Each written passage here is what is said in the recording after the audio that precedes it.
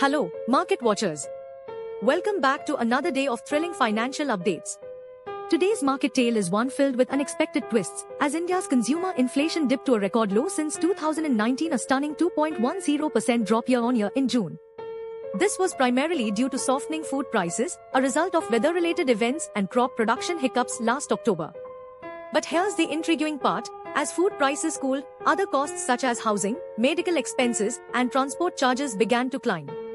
In response, India's Reserve Bank initiated an upward move with its key policy rate in 2023, reaching 6.5% YoY.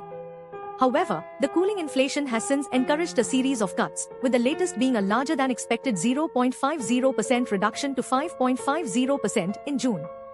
The RBI is set to meet again from 5th August to discuss monetary policy.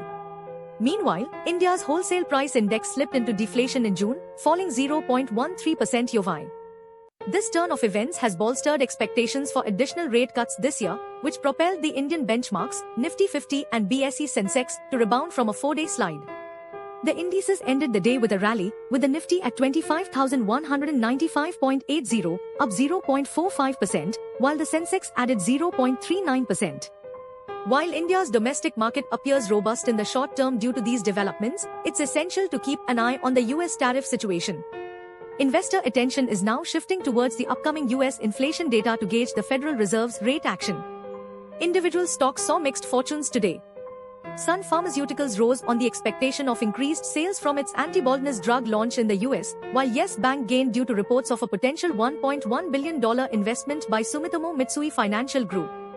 HCLTech was the biggest loser among Nifty 50 and IT companies after reporting lower than expected quarterly profit and reducing its annual margin forecast. As we wrap up today's financial briefing, let's remember, India's equity markets rose on the back of lower than expected inflation data, strengthening expectations for more rate cuts by the Reserve Bank of India this year. The Indian rupee appreciated against the US dollar as the dollar index dipped ahead of a key US inflation reading. Government bonds saw a slight yield drop while swaps and call money rates remained stable. And, to sweeten the deal, there's a Bastille Day sale offering up to 80% discount, though we'll need to wait for more details on the exact timeline. Stay tuned for more updates as the market story unfolds.